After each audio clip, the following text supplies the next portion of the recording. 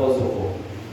अर्थात सुखदायक बुद्धांचा जन्म, सुखदायक सद्धर्माची देशना, सुखदायक संघाची एकता आणि सुखदायक सामील केलेलं तप. बुद्धाचा जन्म हा सुखदायक, परंतु तथागतांचा जन्म, बुद्धाचे उत्पन्न होणे या जगामध्ये हे दुर्लभ अशी गोष्ट आहे. दुर्लभो बुद्धानुत्पादो इमस्मी लोके. बुद्धाचे उत्पन्न होणे ह्या जगामध्ये दुर्लभ अशी गोष्ट आहे. तेव्हा बुद्धाचा सद्धर्म, त्या बुद्धाच्या जेव्हा शासनामध्ये आपण आहे आणि बुद्धाची जेव्हा वाणी आपल्याला ऐकायला मिळते, तेव्हा ती आपण देशना ऐकली पाहिजे आणि त्यानुसार आचरण केलं पाहिजे. यामध्ये तथागत म्हणतात, हे तुझं मानवा महामंगल आहे, मोठं कल्याण आहे. बुद्धाचा कर्मसिद्धांत हा जर आपण पाहिला तर ह्या निसर्गाचा जो नियम आहे, हा निसर्गाचा जो कर्म नियम आहे, त्या कर्म नियमाले तथागत जाणतात आणि तथागत ते आपल्यासोबत मांडतात. त्यामध्ये जर पाहिलं तर सर्वसाधारण 5 असे कर्म नियम आहे, कर्म सिद्धांत आहे ह्या निसर्गाचे. जसं एक ऋतू नियम आहे. ऋतू नियम म्हणजे उन्हाळा आहे, पावसाळा आहे, हिवाळा आहे. निसर्गामध्ये ऊन, वारा, भूकंप येणे हा एक याला ऋतू नियम म्हटलं जाते. त्याच्यानंतर चित्त नियम. चित्त म्हणजे मन, चित्त आणि त्याचे चैतसिका याच्या संबंधित असलेले चित्ताचे नियम, त्याला चित्त नियम म्हटले जाते. त्यानंतर कर्म नियम म्हणजे जे पेरलं तेच उगवते, जे कराल ते भराल. हा जो कर्म सिद्धांत आहे तथागतांचा, हा निसर्गाचा एक नियम आहे, त्याला कर्म सिद्धांत म्हणते, कर्म नियम म्हणते. त्यानंतर बीज नियम. आता तुम्ही पावसाळ्यामध्ये शेतामध्ये जाऊन टोपणी करता, पेरणी करता, तर ज्या बियाची आपण पेरणी करतो, जे आपण सरकी पेरतो, त्या सरकीपासून पराठीचं झाड निघते. सोयाबीनच्या बियापासून काय निघते? सोयाबीनचे दाणेच निघणार आहे, दुसरं तिसरं काही निघते काय? काहीच नाही निघणार. याला काय म्हणते? बीज नियम. जे पेरलं तेच उगवते, हा झाला निसर्गाचा बीज नियम. असं कधीच होणार नाही का तुम्ही एक बी पेरलं आणि दुसरं उगवलं, असं कधी होणार काय? कधीच होणार नाही, होऊच शकत नाही. ते किती के डोका आपटा त्याच्यासमोर काही निघू दे बा, उपासना तपासना करा, आराधना करा, ते होणार नाही. तो बीज नियम आहे. त्यानंतर धम्म नियम. धम्म नियम म्हणजे या निसर्गामध्ये जे बुद्धाचे उत्पन्न होते त्याला धम्म नियम म्हणतात.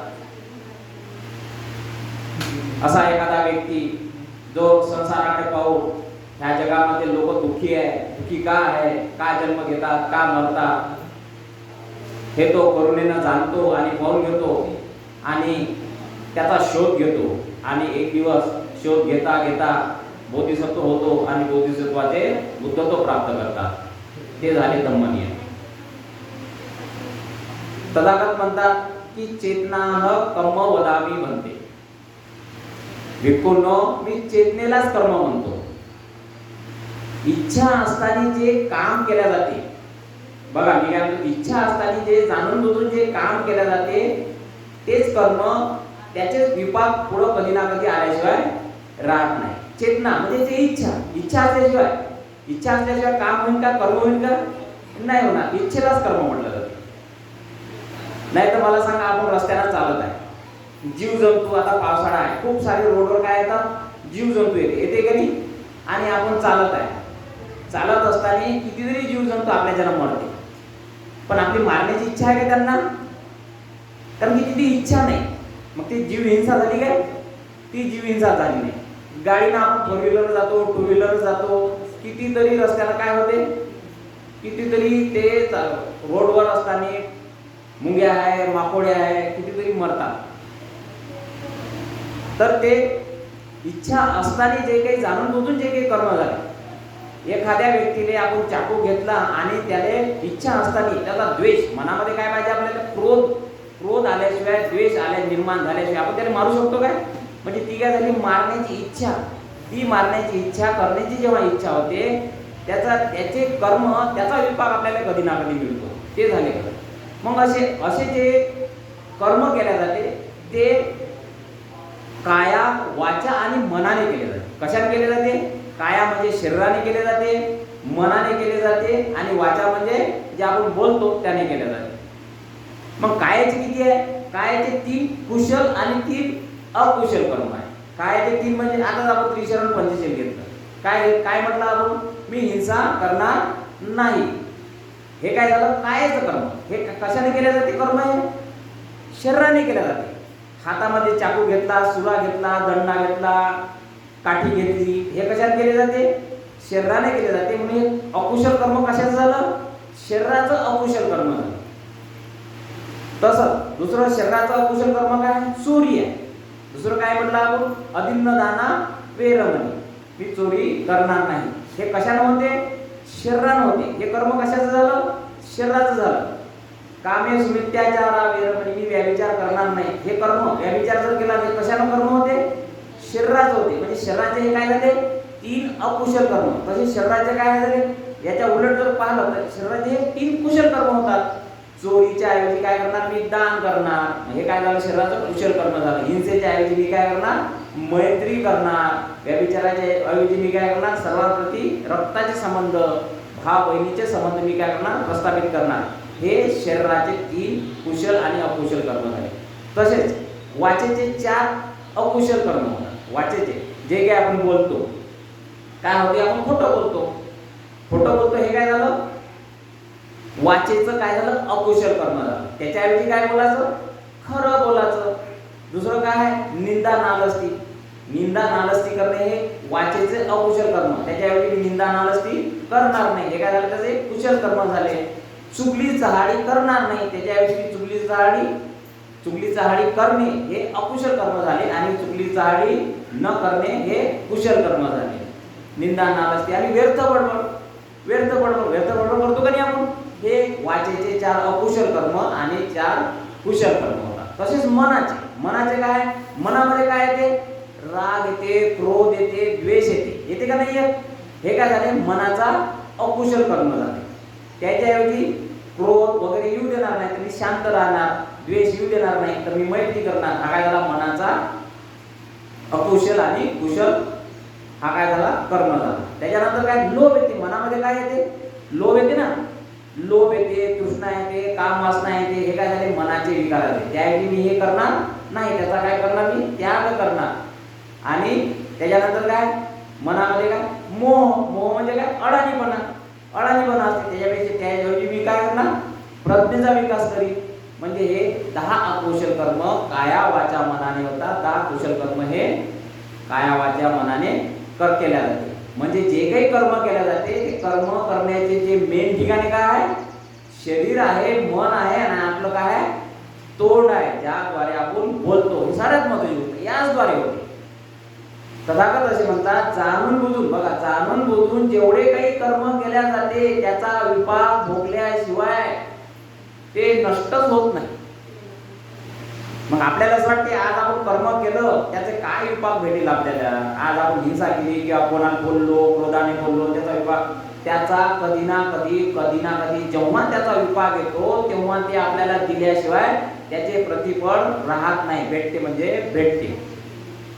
मग असे काय आहे? मग कर्माचे फळ काय आहे? तर एक आहे ग्रुप कर्म म्हणजे भारी कर्म, जे कर्म फेडल्याशिवाय जातच नाही. ग्रुप कर्म म्हणजे भारी कर्म कोणते आहे? जसे आई वडिलांची हत्या करणे, भगवंताच्या पायावरून रक्त काढणे, हिंसा करणे, भिक्षूंचे भिक्षापात्र फेकणे, त्यांना शिवीगाळी करणे, अहर्तांचा खून करणे, असे काही हे जे भारी कर्म केले जाते का नाही, याचे विपाक महान असे परिणाम असते का ज्याला भारी कर्म म्हटले जाते. हे विपाक दिल्याशिवाय राहतच नाही. तसे याच्याऐवजी चांगले पण आहे. चांगले कोणते आहे? आपण मैत्री करतो, चित्तामध्ये मैत्री करतो, हे पण भारी भारी कर्म आहे. हे चित्तामध्ये जेव्हा मैत्री करतो का नाही, याचा विपाक आल्याशिवाय राहत नाही आणि ते चांगल्या प्रतिसाद देते आणि चांगल्या विपाकाने ते आपल्या मैत्रीचे परिणाम चांगले आपल्याला दिल्याशिवाय राहत नाही. तसेच जे आपण ध्यान करतो का नाही, ध्यानामध्ये पहिलं ध्यान, दुसरं ध्यान, तिसरं ध्यान आणि चौथं ध्यान, यामध्ये जेव्हा प्रतिष्ठित होतो, पहिलं आसन, दुसरं आसन, याचे पहिले परिणाम दिले जाते. हे ग्रुप कर्म कधी कामी पडते माहिती आहे का? जेव्हा जीवनामध्ये आपण जेव्हा हे काम करतो आणि जेव्हा मृत्यूच्या क्षणी हे जेव्हा शेवटलं चित्त मरून राहिलो आणि शेवटलं, त्याला चित्त म्हटलंय, जेव्हा शेवटलं चित्तामध्ये हा जेव्हा विचार येते, तेव्हा भारी भारी कर्म पहिले येते. विचार खुनाचे किंवा मैत्रीचे किंवा ध्यानाचे, हे जेव्हा येते, खुनाचे आले किंवा मारामारीचे आले, चोरीचे आले, हे डायरेक्ट दुर्गतीला घेऊन जाते. मरताक्षणी जेव्हा हे येतातच भारी भारी पहिले कर्म येतात. तसे चांगले कर्म सुद्धा येतात, मैत्रीचे, ध्यानाचे, हे येतात, हे सुगतीला घेऊन जाते. हे ध्यानाचे किंवा मैत्रीचे रूप ब्रह्मलोकात घेऊन जाते आणि हे दुर्गतीचे कुठे जाते? प्राण्यामध्ये, नरकामध्ये. हे एवढे भयानक भारी भारी कर्म असतात, हे तिकडे घेऊन जाते. म्हणून याला गुरु कर्म म्हटलं जाते, याला भारी भारी कर्म.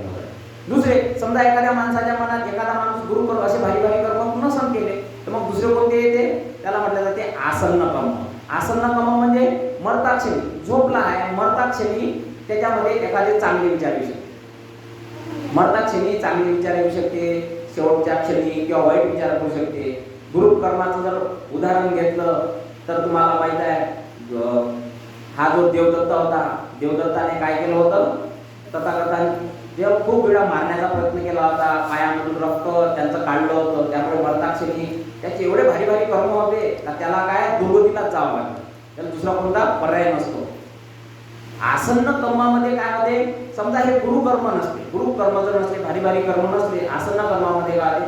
मरताक्षणी एखादा व्यक्तीच्या चित्तामध्ये जर चांगले विचार आले, तो त्या चांगल्या विचाराचा परिणाम म्हणून त्याला सुगती भेटू शकते आणि वाईट विचार आले तर त्याला दुर्गती भेटू शकते मरताक्षणी. मग याचं जर उदाहरण पाहिलं तर तुम्हाला सांगतो, मठ्ठकुंडली नावाचं उदाहरण आहे. मठ्ठकुंडली नावाचं उदाहरण धम्मपदामध्ये जे दुसरी गाथा आहे त्यामध्ये उदाहरण आलं आहे. मठ्ठकुंडली हा खूप असा काय होता? अदिन्न पुब्बकाचा काय होता? पोरगा होता. अदिन्न पुब्बक म्हणजे काय?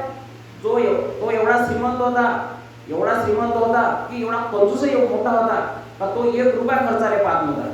आणि या अदिन्न पुब्बकाचा अर्थ असा होता का ज्यानं पूर्वी कधीही दान दिलं नाही, म्हणून त्याचं नाव होतं अदिन्न पुब्बक. आणि त्याचा पोरगा काय होता? मठ्ठकुंडली होता. म्हणजे त्याला काही त्याचे कुंडल दिले होते.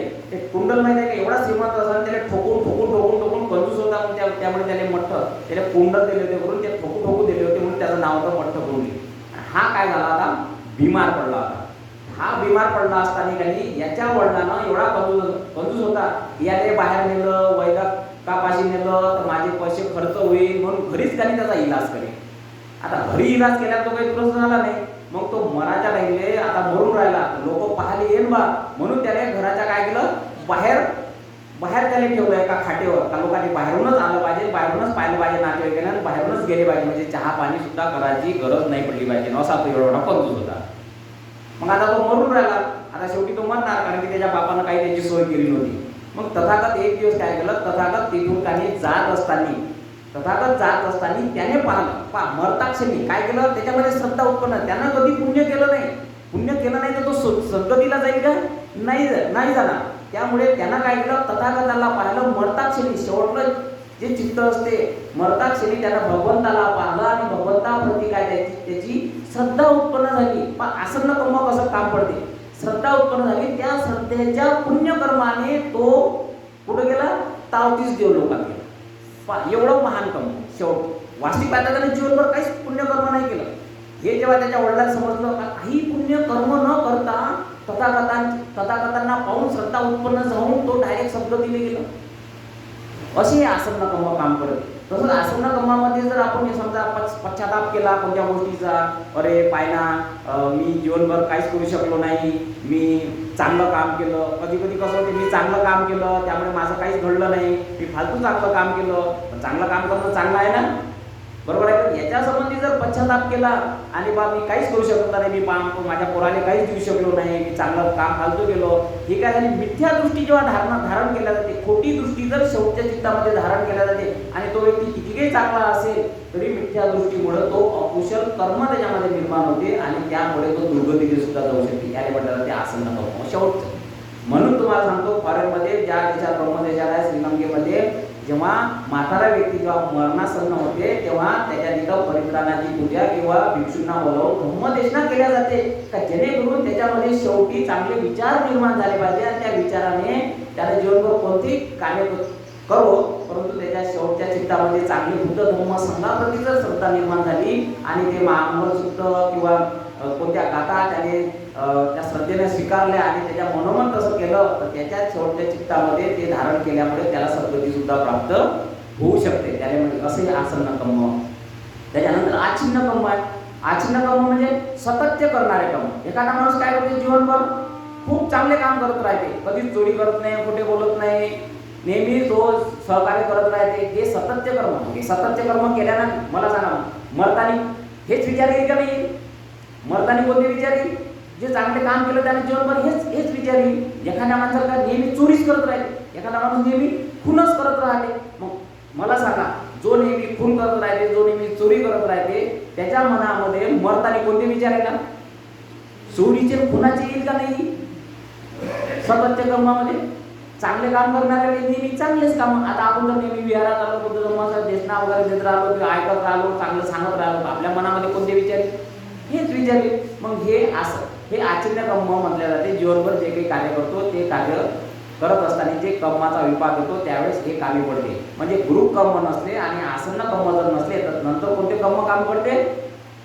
आच्छिन्न कर्म काम करते. हे सतत ते बोधिसत्व नेहमी काय करते? जन्म घेऊन सतत नेहमी काय करते? कुशल कर्मच करत राहते सतत सतत सतत. त्यामुळे हे आसन्न कर्म नेहमी आपल्याला काय करते? सुखदायक ठरते आणि ते सुगतीला देऊन जाते. मनुष्यामध्ये किंवा देवलोकामध्ये हे आपल्याला काय करते? जन्मग्रहण सुगतीला जाऊ देते. असे आचरण. त्याच्यानंतर काय असते? कटत्ता कर्म. कटत्ता म्हणजे कटत्ता कर्म कसे? हे तीनही कर्म नसले, हे तीनही कर्म नसले तर कटत्ता कर्म कसे काम करते? एखाद्या वेळेस आपण एखादा व्यक्ती काय जीवनभर जगत असते पण कदाचित एखादं दान देते, तर त्या दानाचा काय करते? त्या दानाचा विपाक येऊन काय करते?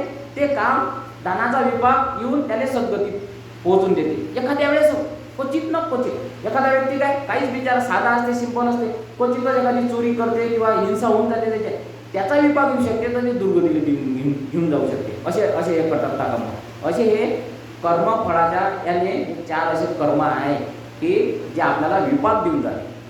त्याच्यानंतर कार्याच्या दृष्टीनं कर्मफळ सांगितले भगवंतांनी. कार्याच्या दृष्टीनं कोणते सांगितले? की एक आहे जनक कर्म, जन्म देणार. जे काही जीवनभर आपण जगत राहतो का नाही, जीवनभर जगत असताना जनक कर्म कसे? आपण आता जीवन जगून राहिलो, बरोबर जगून राहिलो, हे कसे काम करते? तर एखाद्या माणसाने काय होते? अचानक चांगले दिवस येऊन जाते.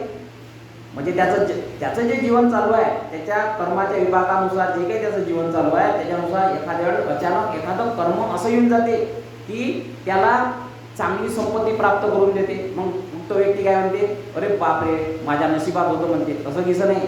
पूर्वी काहीतरी चांगलं काम केलं त्याच्या विभागानुसार जे काही कर्माचा विभाग आला त्याच्यानुसार त्याला काय केलं ते लाभदायी ठरते आणि त्याला ते सुखद कर्म येऊन जाते. एखाद्या वेळेस काय होऊन जाते? मनातच चांगला व्यक्ती असते, त्याचा ॲक्सिडेंट होऊन जाते, काही पण होऊन जाते. तर काय झालं? ते त्यावेळेस काय झालं? त्या कर्मानं काय केलं? त्याचा जनक म्हणजे जन्म दिला त्या कर्मानं आलं आणि ते त्याला भोगा लागलं. असे ते कधी कधी जनक कर्म काम येऊन जाते आणि ते चांगले असो की वाईट असो ते जनक कर्म येतात आणि ते विपाक देऊन जातात. चांगल्याचं चांगलं, वाईटाचं वाईट. त्याच्यानंतर काय असते? उपथंपक कर्म. उपथंपक म्हणजे आधार देणार. आधार एखादं कर्म एखाद्या व्यक्तीचं चांगलं चालू आहे, एखादं कसं आहे, एखादं अजून सोबतीचं चांगल्या विभागाचं कर्म येऊन जाते आणि ते त्याला आधार देऊन जाते आणि त्याला सपोर्ट म्हटलं जाते आणि ते त्याला सहाय्य ठरते, अजून त्याचं चांगलं होऊन जाते. एखाद्याचं वाईटच होते, एखाद्याच्या जीवनामध्ये काय नेहमी तो प्रयत्न करत राहते पण त्याचं वाईट होत राहते. वाईट होत असताना कधी अजून एखादं कर्म काय असते येते आणि त्या कर्माला वाईटचा आधार सुद्धा दिला जाते आणि त्याचं अजून वाईट होत राहते. म्हणजे सांगता येत नाही कोणतं कर्म कधी येईल आणि कोणता विपाक कधी देऊन जाईल हे तुम्हाला आणि आम्हाला काहीच माहीत नाही. परंतु हे तथागतांनी सांगितले की असे कर्म येतात आणि असे त्याचे विपाक देऊन जातात. त्याच्यानंतर उपघातक आहे, घात पण करते. घात कसा करते? एखाद्या माणसाचं वाईट चालू आहे, त्या वाईट कर्माचं काय करते? एखादं चांगलं कर्म जर आलं तर त्या वाईट कर्माचं काय करते? चांगलं कर्म घात करून टाकते आणि चांगलं कर्म ते फळ देते. असं पण होते. उपपीडक, पीडा पण देणारे. एखाद्या व्यक्तीचं काय झाले, एखादा थोडसा झालं, हात तुटला, मग अजून काही दिवसांना काय 4 दिवसांना अजून पाय तुटते, पाहिलं ना. अजून काही दिवसांना अजून एखाद्या गाडीत झाला, अजून ठोकर लागते. म्हणजे ते नेहमी कर्म कसं ते सतत पीडा देत राहत. त्याला काय म्हणतात? उपपीडक कर्म. ते सततचं मागं जोपर्यंत त्या कर्माचा विभाग परिपूर्ण होत नाही, देऊन जात नाही, तोपर्यंत ते देतच राहते. मग काय म्हणतो? अरे मी आत्ताच हे नाही झालं तर दुसरं झालं, आत्ताच हे नाही झालं तर तिसरं झालं. आपण म्हणतो की नाही म्हणत? माया मान काय साडेसाती आहे का काय? असं म्हणतो का नाही म्हणत? सततचं त्याला म्हणते उपपीडक, म्हणजे पीडा देणार आहे कर्म. या अशा पद्धतीने. त्याच्यानंतर अजून 4 काय आहे? विपाक स्थानाचे. काही विपाक स्थान म्हणजे विपाक काय? विपाक स्थानाचे कर्म कसे असते? असे असते दिट्ठ धम्म वेदनीय कर्म. दिट्ठ धम्म वेदनीय कर्म कसे? याच जन्मी जे काही कार्य केलं तर याच जन्मी फळ देणार आहे. त्याला म्हणतात दिट्ठ धम्म वेदनीय कर्म. ते कसे असते? याच जन्मी काम करा, याच जन्मी त्याचे फळ भोगा. डोळ्याने दिसणारे कर्म. कारण की बहुतेक प्रत्येकाला काय वाटते? मी जे काही काम करतो त्याचा विभाग मला आता थोडी भेटला. जीवनभर एखादा माणसाने चांगले विचार किंवा त्याने सगळं काही त्याचं चांगलं होत असेल, परंतु तो वाईट कर्म करत असेल, त्याला कसं वाटते? मला तर मी काही प्रत्येक गोष्टी जे काही काम करतो त्याला मला यशच भेटते. परंतु वास्तविकता तो काय करत राहते? वाईट करत राहते. त्याला कसं वाटते? मी वाईट करून राहिलो, मला वाईटचे परिणाम भेटूनच नाही राहिले बा. पण हे कधी ना कधी कोणत्या ह्या जन्मात म्हणा किंवा कोणत्या ना कोणत्या जन्मात भेटते. परंतु त्याचा चांगल्या गोष्टीचा विभाग असत्या, चांगल्या कर्माचा विभाग असल्यामुळे ते वाईट कर्म ते परिणाम त्याला दिसून येत नाही. तथागत म्हणतात मधुवा पच्यती बालो याव पाप न पच्यती यदाच पच्यती अत बहुत दुःख निगंजती. म्हणजे मूर्ख माणूस मधासारखे पाप कर्माला काय करतो? चोखत राहतो. मध कसं असते? गोड असते का नाही? एखादा माणूस पाप करत राहतो आणि त्या पापाने मधासारख्या काय करतो? चाटत राहतो, गोड समजून करत राहतो. परंतु एकदा का त्या मूर्ख माणसाला त्या पापाचे परिणाम दिसून आले का तो दुर्गतीला किंवा त्याला दुःख भोगल्याशिवाय राहत नाही. म्हणून आपण दुसऱ्याचं पाहतो नेहमी, एवढा श्रीमंत झाला, एवढं त्याला सगळं भेटून राहिलं, तो वाईटच करून राहिला. त्याला कसं चांगलं भेटून राहिलं, मी तर एवढी चांगली वागून, मी एवढा चांगला वागून मला तर काहीच भेटून नाही राहिलं, अशी आपली धारणा होते. पण तसं नाही. त्याने वाईट केलं, त्याचे परिणाम त्याला वाईट भेटणार म्हणजे भेटणार, बरोबर आहे की नाही? परंतु आपली अशी धारणा होते की मी चांगला वागून राहिलो तरी माझं चांगलंच नाही होऊन राहिलं, अशी धारणा कधीच नाही करायची. वाईटाचे फळ वाईट आणि चांगल्याचे फळ चांगले. दिट्ठ धम्म वेदनीचं कर्माचं जर उदाहरण सांगितलं तर कोक शिकाराची गोष्ट तुम्हाला माहीत आहे. कोक शिकारी हा भगवंताच्या काळामध्ये एक दिवस सकाळी कुत्र्याने घेऊन शिकार करण्यासाठी निघाला. जाताना त्याला एक भिक्षू दिसला. त्यालाही असं वाटलं, भिक्षू दिसला, त्याच्या मनामध्ये काय भावना निर्माण झाली का आता माझा अपशकुन झाला, आता मी जंगलात गेल्यानंतर मला शिकार भेटते की नाही भेटत याबद्दल तो काय होता? शासक नव्हता. शंका निर्माण झाली. खरंच तो जंगलात गेल्यानंतर त्याला एकही शिकार भेटली नाही. तो तसाच परत आला. परत आल्यानंतर पुन्हा हे भिक्षू दिसले. येताना पुन्हा भिक्षू दिसल्यावर त्याला आता क्रोध निर्माण झाला. या भिक्षूमुळेच मी सकाळी जंगलात गेलो, मला कोणतीही शिकार भेटली नाही, या भिक्षूमुळेच माझं आज नुकसान झालं. म्हणून त्यानं काय केलं, ते त्याच्या जवळचे जे कुत्रे होते ते कुत्रे कोणावर त्याने हे केले, पाठवले, त्या भिक्षूवर पाठवले. भिक्षूवर पाठवल्यामुळे भिक्षू घाबरून गेले आणि जवळच्या एका झाडावर चढल्यामुळे भिक्षू वर गेले आणि कुत्रे भुकून राहिले. यानं काय केला, स्वतःजवळचा बाण होता, शिवीगाळ करत असताना, क्रोध निर्माण करत असताना याने तो बाण त्या भिक्षूला मारला आणि भिक्षूला मारत असताना भिक्षूचे हात वगैरे ते घाबरून गेले.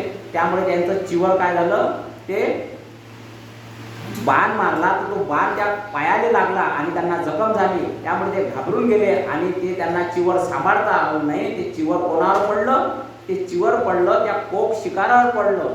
कोक शिकाऱ्यावर ते चिवर पडल्यामुळे त्या कुत्र्यांना असं वाटलं की हा भिक्षू पडला.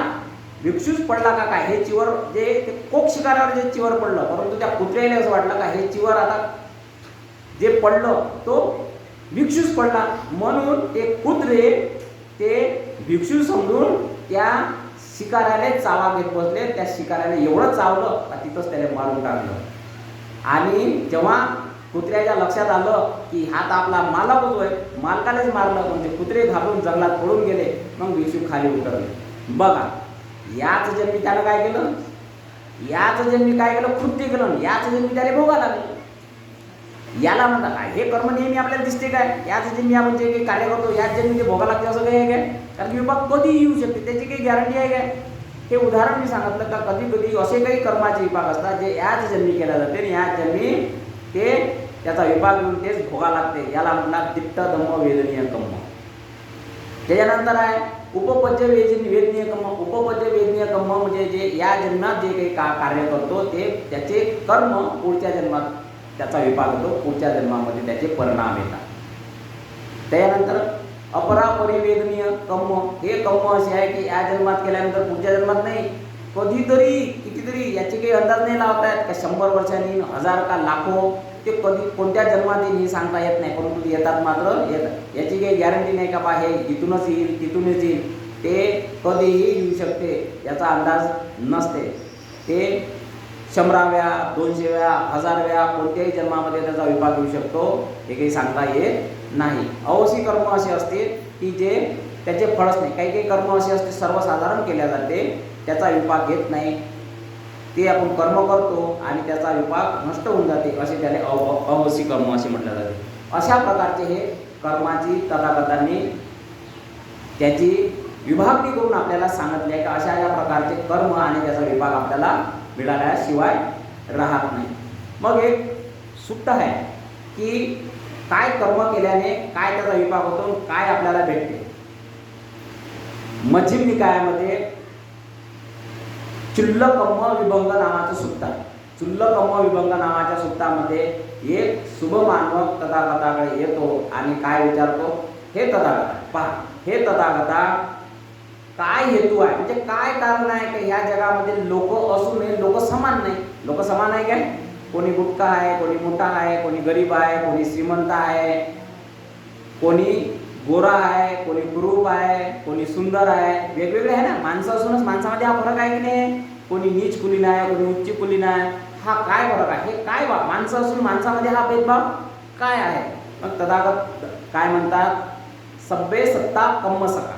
काय म्हणतात, सब्बे सत्ता कम्म सका, कम्म योनी, कम्म बंधू, कम्म पतिसरण, कम्म दाया, यो कम्म करसती कल्याणवा पापकवा तस्स दायादा भविष्यती. काय म्हणतात, भिक्षूंनो किंवा हे मानवका, कर्म हेच तुझं सुख आहे. कर्म हे तुझं स्वतःच आहे, कर्म हे तुझंच आहे, स्वतःच आहे, कर्म तुझाच मालक आहे, दुसरं तिसरं. कर्म हे तुझं सुख आहे, कर्मच योनी ठरवते. कुठं जन्म घ्यायचा हे कोण ठरवते, कर्मच ठरवते. कर्म तुझा बंधू आहे, कर्मच तुझं प्रतिशरण आहे. संरक्षण कोण आहे, कर्मच आहे. कर्मच तुझं प्रतिशरण आहे, कर्मच तुझा वारसा आहे, कर्मच तुझा वारसा आहे. आणि जे काही तुम्ही चांगलं कराल किंवा वाईट कराल तसेच परिणाम तुम्हाला भविष्यामध्ये भेटल्याशिवाय, चांगल्याचे चांगले परिणाम आणि वाईटाचे वाईट परिणाम तुम्हाला भेटल्याशिवाय राहत नाही, असं हे सांगितलं. तथागताला काय म्हणतात, हे जे तुम्ही सांगितलं हे मला काही समजलं नाही, मला स्पष्टीकरण करून समजून सांगा. मग तथागत काय म्हणते, हे मानव का म्हणते, एखाद्या व्यक्तीनं काय केलं, एखाद्या व्यक्तीनं चोरी केली, हिंसा केली, व्याभिचार केला, खोटे बोलला, यामुळे काय होईल, यामुळे त्याच्या मृत्यूनंतर एक तर तो कुठं जाईल, एक तर तो दुर्गतीला जाईल, किंवा दुर्गतीला जर नाही गेला यदा कदाचित त्याची काय हानी होईल ना, या वाईट कर्म केल्यामुळे त्याची हानी होईल, तर दुर्गतीला जाईल, पशुमध्ये जाईल किंवा नरकामध्ये जाईल. यामध्ये यदा कदाचित यामध्ये गेला नाही तर मनुष्यामध्ये जर आला तर अशा व्यक्ती काय होतो, अल्पायुष्य होतो, त्याला आयुष्य भेटत नाही. म्हणला तर त्याचा कोणत्या ना कोणत्या माध्यमातून ॲक्सिडेंट होईल, खून होईल, कारण की त्यानं काय केलं, हिंसा जर केली. काय केलं त्यानं, हिंसा केली म्हणजे त्यानं काय दुसऱ्याचं आयुष्य घेतलं ना, त्याचं आयुष्य त्याला भेटेल काय. दुसऱ्याचं जो व्यक्ती आयुष्य खतम करते त्याचं कोणी ना कोणी आयुष्य खतम करते. मग तो मनुष्याच्या योनीमध्ये आल्यानंतर तो दीर्घायुष्य बनेल काय, बनणारच नाही, असा त्याचा विभाग होतो. एखादा व्यक्ती पंचशिलाचं पालन करतो, चांगले कर्म करतो, तर त्याचं काय होते, आला तर तो त्याचे सद्गती प्राप्त होते, चांगल्या लोकात उत्पन्न होते, रूप लोकात जाऊ शकते, देव लोकात उत्पन्न होऊ शकते, आणि मनुष्य लोकात जर आला तर दीर्घ आयुष्य होते, फार आयुष्य जीवन जगते, तो शेवटपर्यंत आयुष्य जगते, असे त्याच्या कर्माचे विभाग असते. त्याच्यानंतर एखादा व्यक्ती थोडं काही बोलल्यानं काय होते, थोडं काही बोलला त्याने तर त्याला काय ते द्वेष भावना निर्माण, आपण त्याला बोललो तर त्याच्यामध्ये क्रूरता निर्माण होते, द्वेष भावना निर्माण होते, त्याच्यामध्ये मैत्री नसते. अशामुळे काय होते, तो एक तर दुर्गतीत जातो आणि मनुष्यामध्ये जरा कुरूप बनतो, कुरूप ज्याला आपण कुरूप म्हणतो का नाही, कुरूप बनतो असा. आणि एखाद्याने काही बोललो तर काहीच वाटून घेत नाही, तर असा व्यक्ती सद्गतीत जाते किंवा मनुष्यामध्ये जर आला तर सुंदर बनते, सुंदर व्यक्ती बनते, असे ते व्यक्ती असते. एखाद्या व्यक्तीने जीवनभर दान दिलं तर त्या दानाचा परिणाम पाहते, त्याचा जेव्हा तो पुढच्या वेळेला त्याचा जन्म घेतो तो सुगतीला प्राप्त होतो. मनुष्यामध्ये जर जन्म घेतला, खूप मोठ्या श्रीमंत घराण्यात जन्म घेतो दान दिल्यामुळे. एखादा व्यक्ती आदर करतो, मान सन्मान करतो, पूजा करतो पूजनीय लोकांची, यामुळे काय ते सुगतीला जातो, मनुष्यामध्ये जर आला तर श्रेष्ठ जीवन जगतो, उच्च कुलीन बनतो, अशा पद्धतीने बनतो. आणि मान सन्मान नाही केला, हानी केली, अपमान केला लोकांचा, तर असा व्यक्ती दुर्गतीला जातो. मनुष्यामध्ये जर आला तर त्याचा मान सन्मान कोणी करत नाही, तो क्रूरतापणे प्राप्त होतो. अशा पद्धतीनं तथागतांनी समजून सांगत जातं. असे असे कर्म आपण केले तर त्याचे परिणाम तसे तसे त्याचे विभाग आपल्याला भोगावे लागते. त्याच्यानंतर दुसरं सूक्त असं आहे की त्याच्यामध्ये मध्यम निकायामध्ये महाकम्म विभंग आहे, ते फार मोठं सूक्त आहे. हे सूक्त कसं आहे, तथागत असे म्हणतात की आताच मी तुम्हाला सांगतो की मृत्यूच्या क्षणी जे चित्तामध्ये मनामध्ये विचार येतात त्या विचारांच्या अनुषंगाने त्याचा पुढचा जन्म होते. मग एखादा व्यक्ती काय करते, चोरी करतो, खून करतो, व्यभिचार करतो, खोटा बोलतो, तर कुठं जायला पाहिजे, भगवंत म्हणतात त्यानं वाईट केलं ना तर त्याची दुर्गती व्हायला पाहिजे, कधी दुर्गती व्हायला पाहिजे. पण जरुरी नाही, तथागताचा कम्म सिद्धांत हा भल्या भल्याला समजत नाही, चांगल्या चांगल्या व्यक्तीला समजत नाही. का समजत नाही, तरी तथागत त्याला पाहून घेतात. का पाहून घेतात, कारण की एखाद्या व्यक्तीनं एवढे काही कृत्य केलं तर तो दुर्गतीला जाऊ शकते, परंतु तथागत म्हणते तो दुर्गतीला जाऊ शकते, परंतु यथार्थाचे त्याने मृत्यूच्या क्षणी चांगली जर विचार निर्माण केले, सम्यक दृष्टी जर निर्माण केली तर तो सुगतीला जाऊ शकते. मग आपण तर म्हणतो तथागत काय म्हणते, चांगल्याचं चांगलं होते, वाईटाचं वाईट होते. हे कसं मग, त्यानंतर खून केले, चोरी केली, वाईट कर्म केले, मग त्याची तर दुर्गती व्हायला पाहिजे, त्याची सद्गती कशी. बघा मी तुम्हाला उदाहरण सांगतो. एखादा कर्मचारी आहे, समजा माझ्यासारखा कर्मचारी आहे, आणि समजा आपण एखाद्यानं आयुष्यभर काय केलं, 2 नंबरचे धंदे केले, पैसा कमावला, वाईट मार्गाने पैसा कमावला, आणि खूप सारं गाड्या घेतल्या, घोड्या घेतल्या, पोटेली चांगल्या पद्धती लावलं, हे लावलं, परंतु याचा कधी ना कधी माणसाला पश्चाताप जर झाला तर पश्चाताप मृत्यूक्षणी जर पश्चाताप झाला आणि त्याला सद्धम समजलं ना, मी विहारात कधी न जाता एखाद्या वेळेस म्हातारपणी गेलो आणि मला समजलं का मला वाईट करून तर खराब आहे, मी तर वाईट केलं, माझ्या मनामध्ये कशी विचार येईल, काय विचार येईल, मी वाईट केलं, मी चोरी केली, लोकांचे काय केले, 2 नंबरचे धंदे केले, लोकांचे मन दुखवले, वाईट केलं, मी काय म्हणेन, अरे रे मी वाईट नाही करायला पाहिजे. माझ्या मनात कसे विचार येईल, मृत्यूच्या क्षणी किंवा मी म्हातारा झालो प्रत्येक क्षणी असे विचार आले, अरे रे मी वाईट नाही केला पाहिजे, फालतू ते काम केले, जरी श्रीमंती आली, सगळं काही व्यवस्थित झालं असं तरी मी जे वाईट केलं त्याचे कर्माचे विपाक मला भोगावं लागेल. त्यामुळे मी काय केले, पश्चाताप. माझ्या मनामध्ये कोणती दृष्टी झाली, सम्यक दृष्टी निर्माण झाली. कशी दृष्टी निर्माण झाली, मरता क्षणी जर सम्यक दृष्टी निर्माण झाली तर त्या व्यक्तीनं कितीही वाईट काम केले तरी त्या सम्यक दृष्टीमुळे काय होते, त्याला सुगती प्राप्त होते, त्याला मनुष्य किंवा देव लोकांमध्ये जन्म होतो. मग असं नाही की त्याने हे वाईट कर्म केले तर त्याला भविष्यात कधी ना कधी विभाग भेटणार नाही, असं नाही, त्याला भेटणार. पण आता त्याने चांगले विचार आणले ज्यामुळे त्याला सुगती प्राप्त होते. तसंच एखाद्या माणसाला आयुष्यभर चांगलं काम केलं, खूप दान दिलं, चांगलं केलं, आयुष्यभर सर्व्हिस करत असताना त्यानं लोकांचे कामं केले, चांगलं काम केलं, परंतु त्यामुळे काय झालं ना, त्याच्या पोराला तो नोकरी लागू शकला ना, तो घरदार घेऊ शकला. म्हणून त्याला मृत्यूक्षणी कसा पश्चाताप होऊ शकते, अरे मी तर काहीच नाही केलं, माझ्या नोकरीले मी चांगलं काम केलं असूनही माझं चांगलं झालंच नाही. विचार येतात ना असे, मी एवढं चांगलं काम करून माझं चांगलंच नाही झालं, मी माझ्या पोराला जर नोकरी लावू शकलो नाही, ना घर बंगला घेऊ शकलो, ना घर घेऊ शकतो ना गाडी घेऊ शकतो. अरे रे मी चांगलं काम केलं, चांगलं काम करायला नाही पाहिजे, चांगलं काम केल्यामुळे माझं काही चांगलं नाही केलं. मिथ्या दृष्टी धारणा झाली. कशी झाली? खोटी दृष्टी धारणा झाल्यामुळे तथागत असं म्हणतात, जे खोटी दृष्टी धारण करतात, चुकीची दृष्टी धारण करतात, मिथ्या दृष्टी धारण करतात, त्याच्या दोनच गोष्टी आहेत, त्याच्या दोनच गती आहे. कोणती? एक तर प्राण्याची योनी, नाही तर नरकाची योनी. दोनच गोष्टी, दोनच गती वेळ जाते. मग एखाद्या व्यक्तीनं कितीतरी चांगलं काम करून शेवटी त्याची गती काय होणार? वाईट गती जाणार. वास्तविकता त्याचं चांगलं तर चांगलं व्हायला पाहिजे असं नाही. हा महाकम्म विभंगाचा विषय आहे. म्हणजे चांगलं केल्यानं जरुरी नाही की तो तिकडे जाईल. तो चित्तामध्ये, शेवटच्या चित्तामध्ये तो विचार धारण करतो, त्या चित्ताच्या नुसार त्याचा पुढील जन्म ठरल्या जाते. परंतु असं नाही की आपण फार चांगलं केल्यामुळे त्याचे चांगले विपाक त्याच्यानंतर त्याला कधी ना कधी भेटतातच. हे एक तर त्याच्या पूर्वजन्माचे विपाक असेल, एखाद्या माणसानं चांगलं काम केलं, पण अगोदरच्या जन्माचे जर वाईट हिंसेचे जर विपाक असेल तर तो चांगलं काम करत असताना हिंसेचा विपाक आल्यामुळे त्याचा काय होते? मधात कुणी होऊ शकते, दुसरा कोण करू शकते. याचा अर्थ असा आहे की भाई मी चांगलं काम केलं त्यामुळे माझं वाईट झालं असं नाही.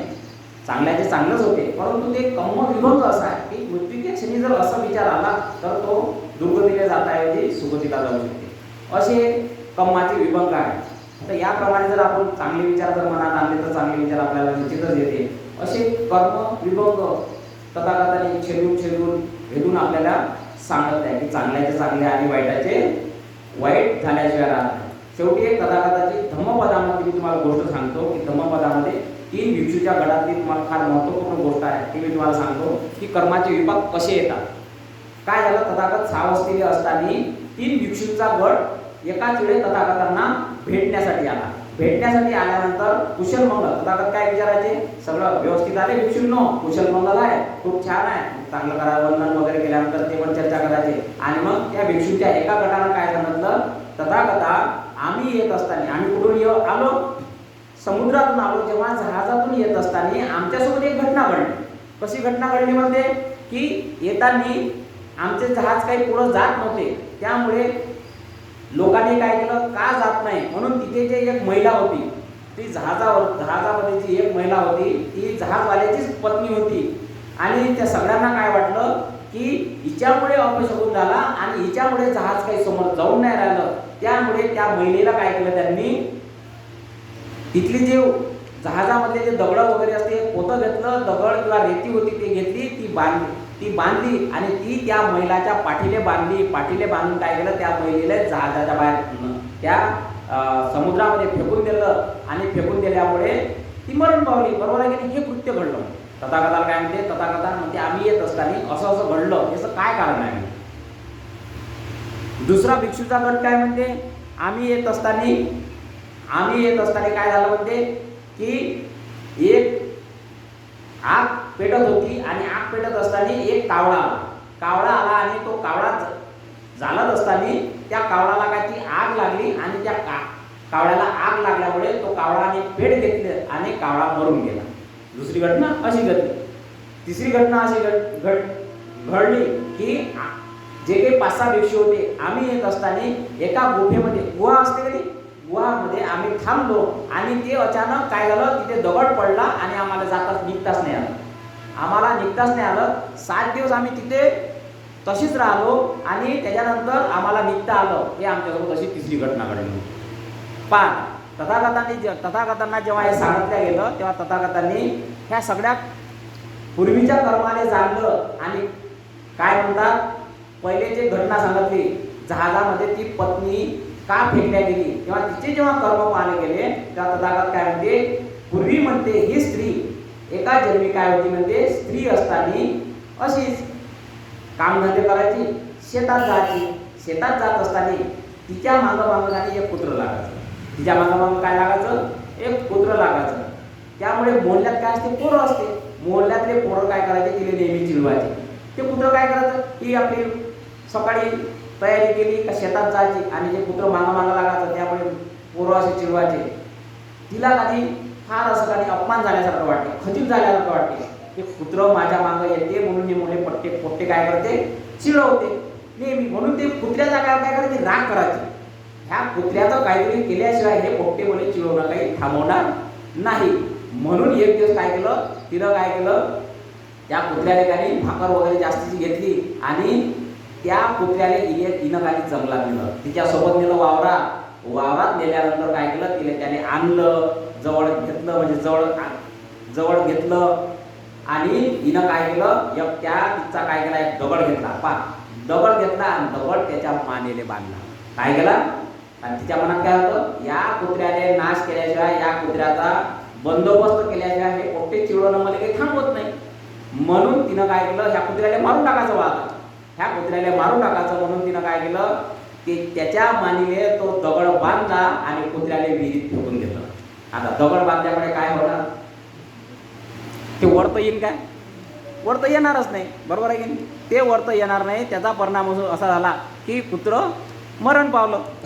कुत्रं काय झालं, त्या विहिरीमध्ये मरण पावलं. म्हणून तथागत काय म्हणते, याचा परिणाम म्हणून काय केलं, लोकांनी त्या बाईला काय बांधलं, पोतं बांधलं दगडाचं आणि तिथे फेकून दिलं.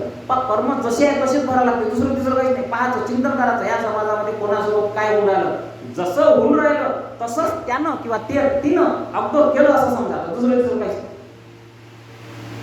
विपाक कसा आला, तिनं त्या कुत्र्याला दगड बांधून मारून टाकलं आणि विहिरीत फेकून दिलं. तसं जहाजातल्या लोकांना तिच्या पाठीवर काय केलं, दगड बांधले, तिने फेकून दिलं, मारून टाकलं.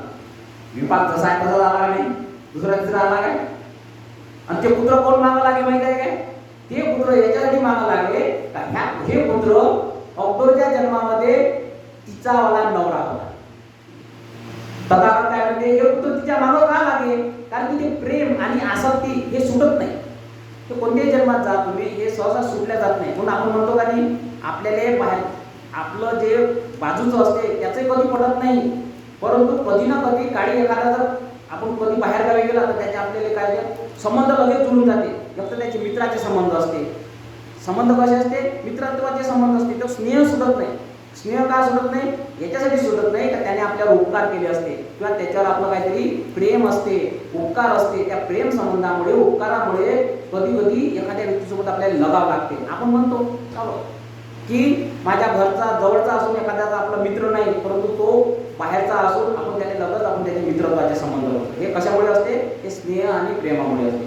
ते कुत्र्याले ते नेहमी विचार तिच्या मागामागच आहे, ते का आहे का त्याचा जो स्नेह होता तो त्याला सुटत नव्हता. तो चित्त नियम आहे, कम्म नियम आहे तो, आणि तिने त्याचा घात केल्यामुळे ते तसं झालं. दुसरं काय घडलं, जे कावळा पडू, जो कावळ्याचं उदाहरण सांगितलं दुसऱ्या भिक्षूच्या गटाने की हा कावळा का मेला, तर एका जन्मीमध्ये हा कावळा कोण होता, कास्तकार होता, शेतकरी होता. आपण शेतकरी करतो का नाही. आता तो शेतकरी असताना त्याच्याजवळ 2 बैल होते. शेतकरी असताना त्याच्याजवळ किती बैल होते, 2 बैल होते. आणि तो शेतामध्ये काय करून राहिला, नांगरणी करून राहिला होता. एक बैल बिचारा काही समोर जायच नाही. या आधी पुराणी असते की पुराणी टोचणं काय, त्याला मारणं काय, परंतु दुसऱ्या बैलाला काही साथ देत नव्हता. एक चांगला चालत होता, एक काही चांगला चालत नव्हता.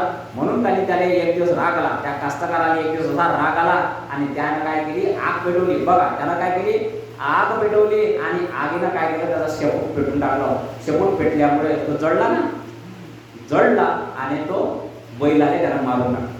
कशामुळे, क्रोधामुळे. क्रोध का आला, का तू चांगलं चालत नाही, माझं शेत वखरणी करत नाही, यामुळे त्या बैलाची हानी केली, त्या बैलाने मारून टाकलं. यामुळे हा जो कास्तकार आहे, हा जेव्हा कावड्याच्या योनीमध्ये याने जन्म घेतला, तर याच्या जे आग पेटली त्या आगीमध्ये आपोआप काय केली, त्याने पेट घेतला आणि त्या आगीचा विपाक म्हणून तो त्याचा मृत्यू झाला. समजलं, आगीनं पेटवलं, आगीनंच पेटल्या जाते, दुसरं काही नाही. पाण्यानं मारलं, पाण्यानंच मेल्या जाते. हे आपल्याला असं वाटते, जे संसारात दिसते का नाही, असं झालं तसं झालं, असं तसं आपोआप काही घडत नाही. या जगामध्ये आपोआप काहीच घडत नाही. जे काही होते ते कर्माच्या विपाकानुसार होते. तिसरी घटना जे सांगितली की भिक्षूचा गट जो काही आला आणि गुहेत राहिला आणि 7 दिवस बाहेर निघाला नाही, तर तथागत त्यांच्या पूर्वकर्माने जाणतात आणि काय सांगतात, तुम्ही अवतो एका जन्मामध्ये तुम्ही काय होते, गुरढोरे राखणारे होते. ते सोबतच होते. एका जन्मामध्ये ते गुरं आणि ढोरं राखणारे होते. मोठे होते गुरढोरं राखणारे. चालले आपल्या जंगलात, काही बैल घेऊन, कोणी हे घेऊन, मग एकत्र यायचे. एकत्र आजकाल होते का आपण पाहतो, मोठे बकऱ्या घेऊन जाय, ढोरं घेऊन जाय, जंगलात जाय, खेळत. एक दिवस त्याला काय दिसली, घोडपड दिसली. काय दिसली, घोडपड दिसली. या 5-6 जणांनी घोडपड दिसल्यामुळे काय झालं, यानं पकडली घोडपड आणि एखादी छोटीसं दगडाचं गुहा असते तिथं टाकून दिली, आपण बारा संध्याकाळी जाताना इथे घेऊन जाऊ आणि खाऊ, असं त्यांच्या मनामध्ये विचार असत. आणि त्यांनी काय केलं, त्याने दगड लावून काय केलं, पॅक केलं. त्या घोडपडले दगड लावून पॅक केलं, तिथे काही निघता येत नव्हतं संध्याकाळी जाऊ. परंतु अचानक काय होतं, यांनी संध्याकाळी विसरून गेले आणि घराकडे आले. आणि विसरले ना, 7 दिवसपर्यंत विसरूनच गेले ते. 7 दिवसपर्यंत मग त्यांना आठवण आली की आपण ते घोरपड पकडलेली त्या एका ठिकाणी ठेवली आणि त्याने बंद केलं, आपण काढलीच नाही. मग आठवण आली ना, तेव्हा त्यांनी ते काढली. तर काळेपर्यंत बिचारी भुके लागलेलं काय बारीक झाली. जी चांगली लट्ट होती ती जेवताना आल्यामुळे काय होती, बारीक झाली. आणि बारीक झाल्यामुळे त्यांना असं वाटतं आता इथे कापण्यात काही मजा नाही, आता हेच बारीक झाली, हिच्यात काहीच दम नाही बा, मग इथे मारून त्यांनी ती सोडून दिली. हे जे गुहेत होते तर ते तेवढे दिवस त्यांचा काय होता, ते गुहेत तेवढे दिवस लटकले. जेवढे दिवस ती गुफेमध्ये जे घोडपड लटकली होती की तेवढेच दिवस हे पण लटकल्या गेले. आणि नंतर हे गुहेतून निघता आलं. म्हणजे त्यांनी घोरपडीने तेवढे दिवस ठेवले, तर यायले त्याच्या कर्माचा विपाक घेऊन यायले तेवढे दिवस बंद राहायला लागलं. कसा विपाक येतो. आणि तथागत तिथे बरं झालं, तुम्ही तिथे मारून नाही टाकलं. तिथे जर तुम्ही मारून टाकले असते तर तुम्ही याच्या विपाकानुसार मेले असते. असा हा विपाक येतो. म्हणून कर्मसिद्धांत करा ते भराल, पेरा ते भोगवेल, असाच कर्मसिद्धांत असतो. म्हणून चांगल्याचं चांगलंच होते, वाईटाचं वाईट होते. ते आपण केलं पाहिजे. हा कर्मसिद्धांत पदार्थाचा चांगला पाहिजे. हा जर चांगला निश्चितच आपण चांगले पुण्य करून निश्चितच त्याचा आपल्याला लाभ होईल आणि आपण सुद्धा सद्गती आणि निर्वाणाचा साक्षात्कार प्राप्त करू. म्हणून चांगले कर्मशील आहे, भावना आहे, दान आहे, मैत्री आहे, हे कर्म आपण सतत केले पाहिजे, जेणेकरून ते दुःखातून आपण मुक्त होऊ आणि निर्वाणाचा साक्षात्कार करू. संकल्प असला पाहिजे, सब दुःख निसरण निप्पान सच्ची ग्रंथाय, सर्व दुःखाच्या नाशासाठी केवळ आणि केवळ निर्वाणाच्या साक्षात्कारासाठी हे संकल्प करून चांगले कर्म केले पाहिजे. यातच तुमचं माझं कल्याण आहे. सर्वांचं खूप मंगल हो, कल्याण हो. आपण माझे आठवून घेतलं त्याबद्दल मी धन्यवाद व्यक्त करतो आणि तेच थांबतो. सर्वांना जय हिंद.